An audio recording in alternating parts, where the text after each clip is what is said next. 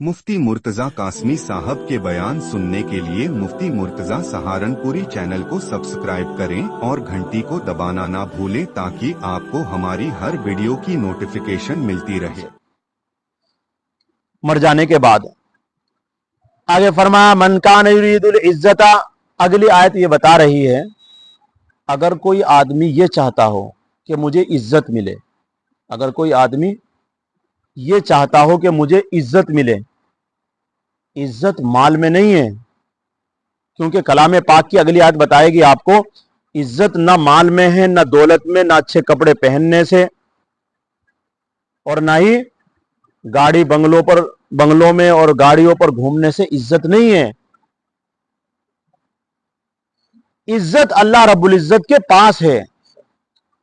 जो अल्लाह की इताअत करेगा, अल्लाह की फर्माबरदारी करेगा, उसे अल्लाह रब्बुल इज्जत दोनों जहान में इज्जत वाला बनाएंगे। और ऐसी मिसाल सहाबाए किराम की मौजूद है। सहाबाए किराम रज़ियल्लाहु तआला अजमईन के तन पर, बदन पर कपड़े नहीं थे। बाज सहाबी एक एक लुंगी में जिंदगी गुजार रहे थे और अबू जहल रोजाना कपड़े पहनता था, उसकी सरदारी के चर्चे थे, लेकिन जलील होकर मरा है। छोटे छोटे बच्चों ने गर्दन काटी है और फिर किस तरीके से जिल्लत की मौत मरा है।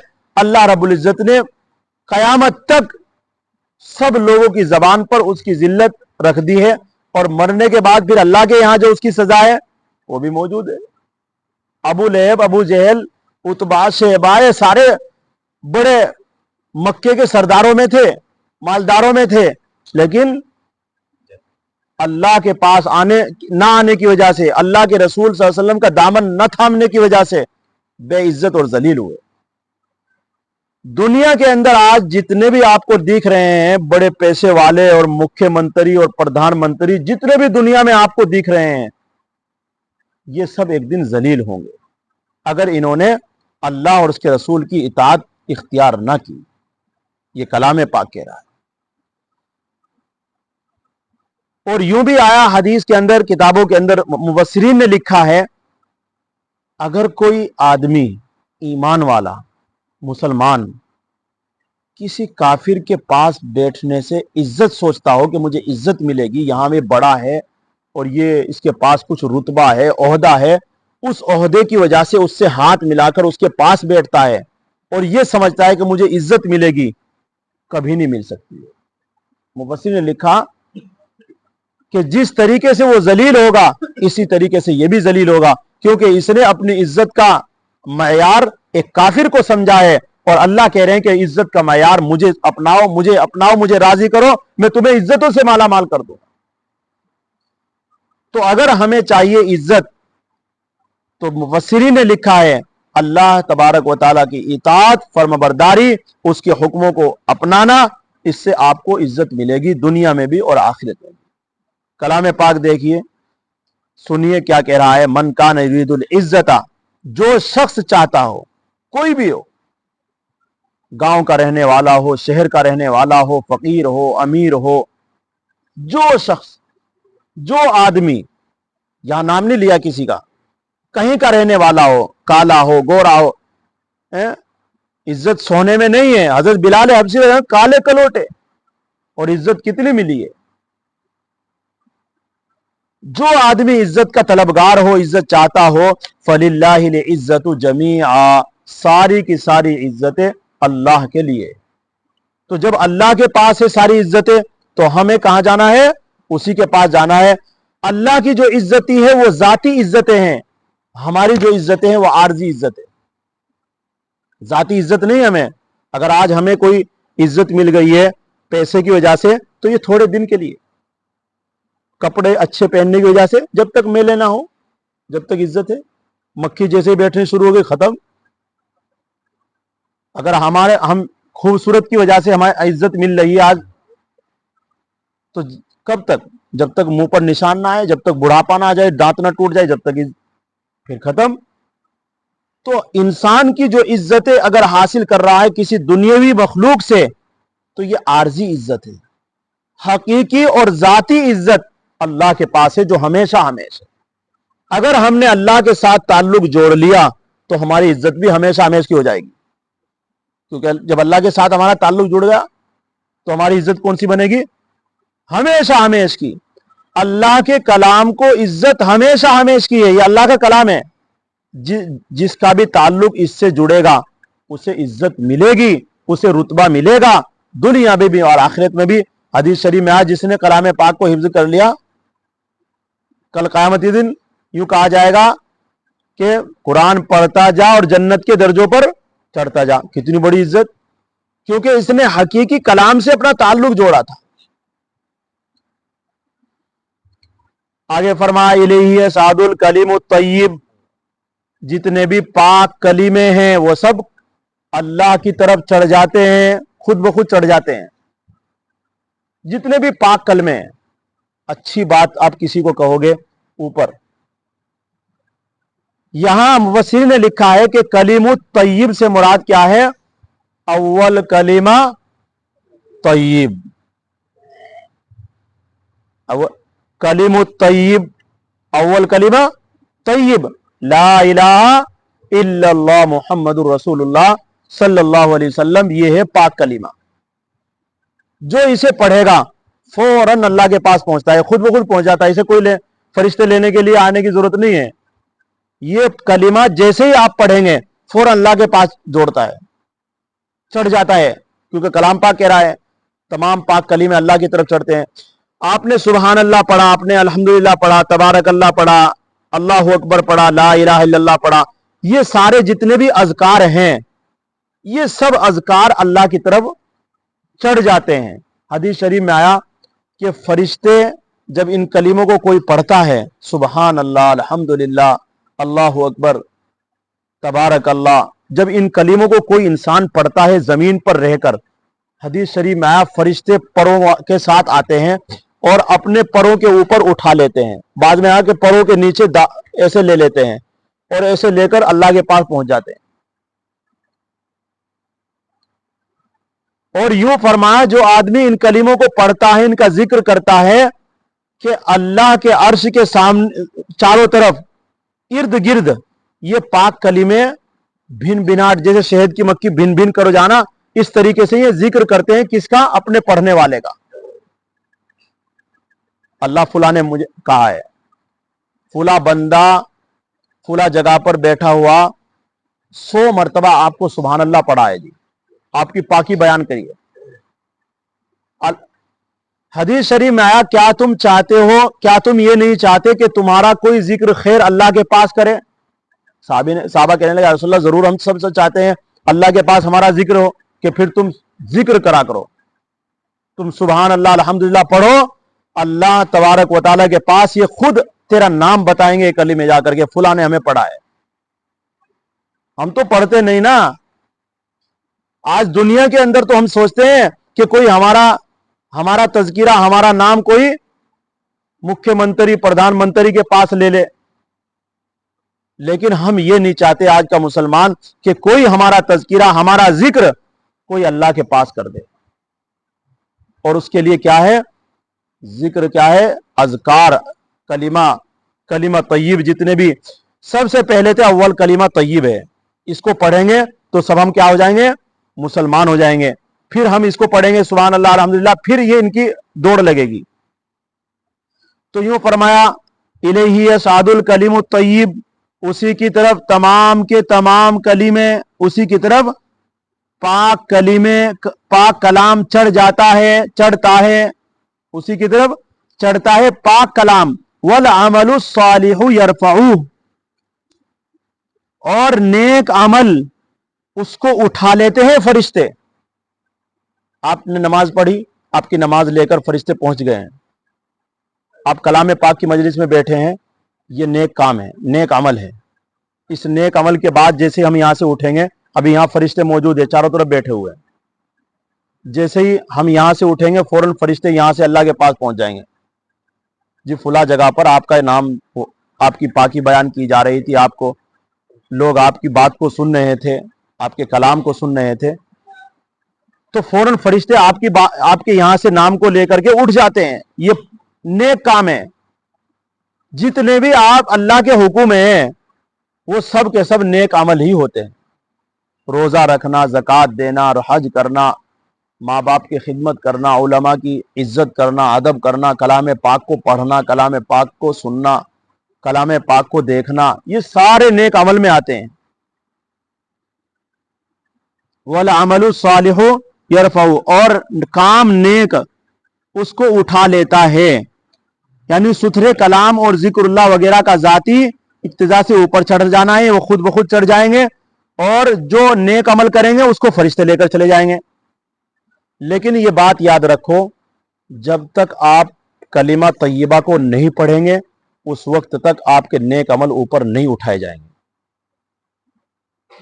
یہ سمجھ لیجئے کلمہ طیبہ ایک زینہ ہے آپ کے نیک عمل کے اوپر جانے کا. کلمہ طیب، اگر آپ نے کسی نے نہیں پڑھا کلمہ طیب، وہ لاکھ نمازیں پڑھتا رہے، روزہ رکھتا رہے، حج کرتا رہے، اگر کلمہ طیب کا اس کو یقین نہیں ہے، پڑھتا نہیں ہے، پڑھنے کا مطلب اس کے اوپر یقین نہیں ہے، ایمان نہیں ہے اس کا، ایک بھی عمل سر سے اوپر نہیں جا سکتا. اور اگر آپ کا ایمان ہے کہ نہیں اللہ کے سوا کوئی معبود نہیں، اللہ برحق ہے، محمد صلی اللہ علیہ وسلم اللہ کے رسول ہے، اگر اس کا یقین آپ کو ہے، آپ چھوٹے سے چھوٹا عمل بھی آپ کریں گے، چھپ کر کریں گے، اندر زمین کی تہ میں جا کر کرو گے، تب بھی اللہ اسے اوپر اٹھوا لے، آجا لے آؤ. کیونکہ زینہ اس کے ساتھ، زینہ ٹوٹا نہیں، اس کا زینہ لگا ہوا ہے، سیڑھی اس کی لگی ہوئی ہے، اور جب تک سیڑھی لگی ہوئی ہے آپ چھت کے اوپر جا سکتے ہیں نہیں. زینہ اگر ٹوٹ گیا آپ کا، نہیں جا سکتے. آپ کا زینہ کمزور ہو گیا ہے، ڈرو گے آپ اوپر جاتے ہوئے، کوئی سامان اوپر لے جاتے ہوئے ڈرو گے. اسی طریقے سے اگر آپ کا ایمان کمزور ہے تو آپ کی نمازیں، آپ کے روزے، آپ کا جو بھی نیک عمل ہے بہت آہستہ آہستہ جائے گا، بہت مشکل سے جائے گا. لیکن آپ کا ایمان مضبوط ہے، عقائد آپ کے مضبوط ہیں، تو آپ کے عمل فوراً فرشتے لے کر دوڑ جاتے ہیں. وہ کلام پاک دیکھو کتنی اچھی بات ہمیں کلام پاک سے ملی ہے کہ پہلے ہمیں ذکر کرنا ہے.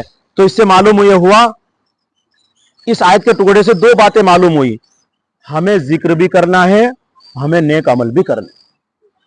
آج کل لوگ کیا سمجھتے ہیں، ارے میاں بس نیک عمل ہی کر لو یہی کافی ہے.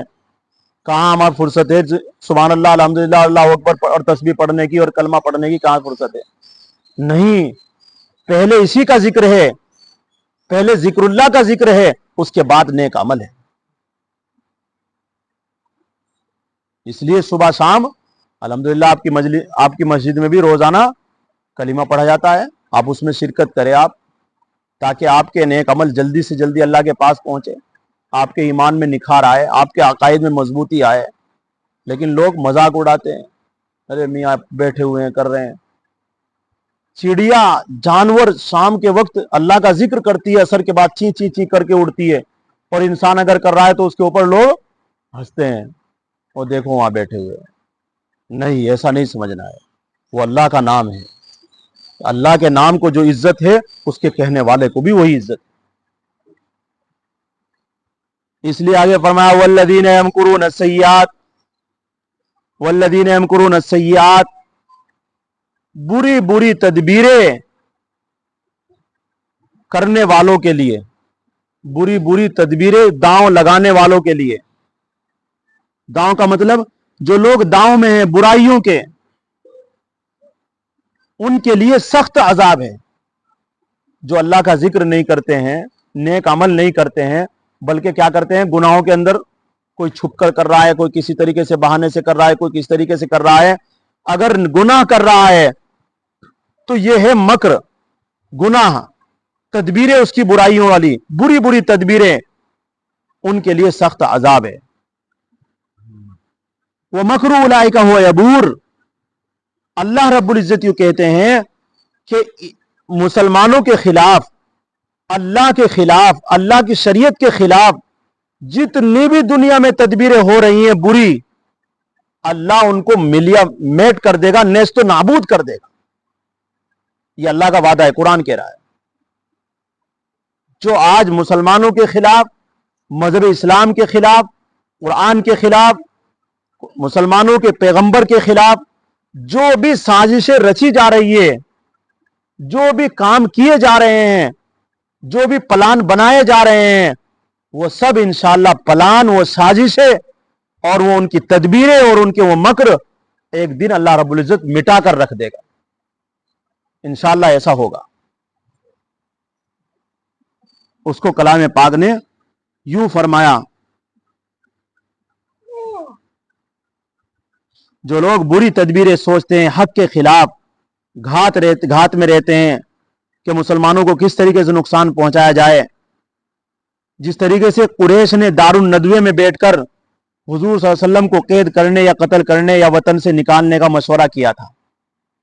دار الندوے میں بیٹھ کر کے قریش کے, مکے کے سارے لوگوں نے بیٹھ کر کے یہ مشورہ کیا تھا, کیا تو حضور صلی اللہ علیہ وسلم کو, محمد کو قید خانے میں ڈالیں گے, یا پھر ان کو قتل کریں گے, یا پھر ان کو دیش بدر کریں گے, یہاں مکے سے اسے رہنے نہیں دیں گے, اسے یہاں سے نکالیں گے. یہ کہا تھا انہوں نے. لیکن کیا ہوا, ان کی یہ تدبیریں تھی. اللہ کے رسول صلی اللہ علیہ وسلم نہ قتل ہوئے نہ قید ہوئے, بلکہ اللہ کے حکم سے مکہ چھوڑ کر مدینہ چلے گئے. خود گئے ہیں, انہوں نے نہیں نکالا ہے کہ ہاتھ پکڑ کر کے باہر لے گئے. رات کو اللہ کی طرف سے حکم آیا اور کافروں نے گھیرا لگا رکھا تھا جس کمرے میں آپ صلی اللہ علیہ وسلم موجود تھے. علماء بیان کرتے ہیں کہ چاروں طرف گھیرے میں تھے, لوگ تلواریں لیے کھڑے ہوئے تھے راستوں پر کہ آج جیسے ہی نکلیں گے ہم فوراً سر قلم کر دیں گے. لیکن ان کی یہ تدبیریں تھی, ان کی یہ سوچ تھی, ان کا یہ پلان تھا, اور ایک اللہ کا پلان تھا.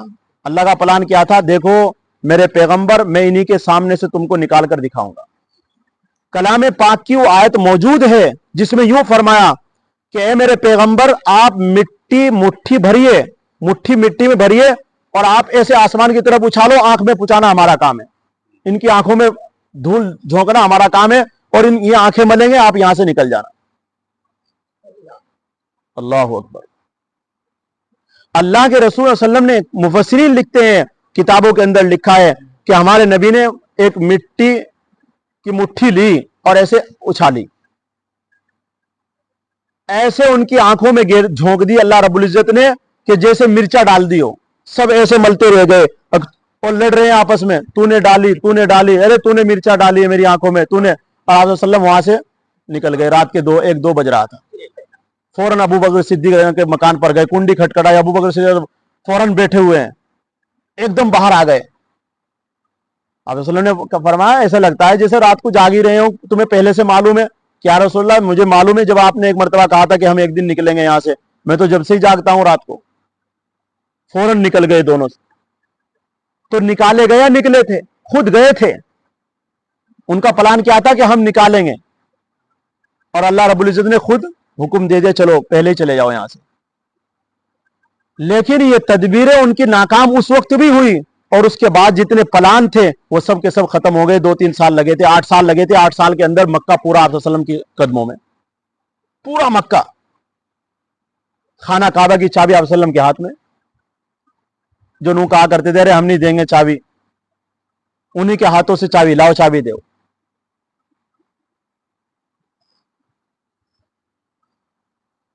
جو بڑے خاندان والے سمجھتے تھے, آج بھی اس خاندان کے پاس موجود ہے چابی خانہ کعبہ کی, وہ یہ سمجھتے تھے کہ شاید یہ چابی ہمارے پاس سے کہیں نہیں جائے گی. لیکن آپ صلی اللہ علیہ وسلم نے اپنے ہاتھ میں لی, کہا کہ بتاؤ کس کے ہاتھ میں ہے؟ تم نے ایک دن مجھے منع کیا تھا نا چابی کے لیے, اللہ کا گھر کھولنے کے لیے مجھے منع کیا تھا, اب بتاؤ کس کے ہاتھ میں؟ کہ جی آپ کے ہاتھ میں. لیکن اللہ کی طرف سے حکم آیا نہیں, انہی کو دے دو, اب عزت کے ساتھ دو. پہلے ہی اپنے اس میں تھے, لیکن اب اپنے ہاتھ سے دو کہ ہم نے دی ہے آپ کو چابی. تو کلام پاک یوں کہہ رہا ہے, آپ کو جھنجھوڑ رہا ہے, مسلمانوں جتنی بھی تدبیریں لوگ کر رہے ہیں آپ کے خلاف, ڈرنے کی بات نہیں, لیکن آپ کو صرف نیک عمل پر ڈٹ جانا ہے اور گڑ جانا ہے. آپ کو اللہ کا ذکر کرنا ہے, ہمیشہ کرنا ہے. ایسا نہیں کہ ہم مسجد میں تو اللہ کا ذکر کر رہے ہیں اور راستے میں تو گالیاں دے رہے ہیں, نہیں. راستے میں, چلتے پھرتے, گھر بیٹھے, سفر میں, حضر میں, ہر جگہ آپ اللہ کا ذکر کرو. کوئی آپ کا بال بھی بیکا نہیں کر سکتا ہے. कोई भी आपका बाल बीका नहीं कर सकता है। अगर मुसलमान को मारा जा रहा है, छेता जा रहा है, पीटा जा रहा है, तो इस वजह से कि वो अल्लाह का जिक्र नहीं करता है। क्योंकि जो चीज मुर्दा होती है उसे कोई भी मार देता है। और हदीस शरीफ में आया, जिक्र करने वाला जिंदा है, जिक्र ना करने वाला मुर्दा है। और मुर्दे को कोई भी मार दे, कोई भी लात मार दे, कोई थप्पड़ मार दे, अगर आप जिंदा है तो आपको कोई हाथ नहीं लगा सकता है। लेकिन जिंदा किस अंदाज में? जिंदा रहना है हमें जिक्र के साथ। हकीकी जिंदगी अल्लाह का जिक्र है। वो मकरू उलाई का वो अबूर, अल्लाह कहते हैं इन लोगों की तदबीरें, इन लोगों के मक्र, इन लोगों के दांव हुआ यबूर, हम नेस्तो नाबूद कर देंगे, हम मिलिया मेट कर देंगे। एक भी तुम्हारे ऊपर दांव नहीं चल सकता है। लेकिन शर्त यह है, वह अंतुमुल आलौना इन कुंतुम मोमिनीन, अगर तुम सच्चे मोमिन हो तो गलबा तुम्ही को मिलेगा। हमें सच्चे मोमिन बनना है, हमें नेक अमल करना है। नेक जिक्र से और नेक अमल से सच्चा मोमिन बनेगा।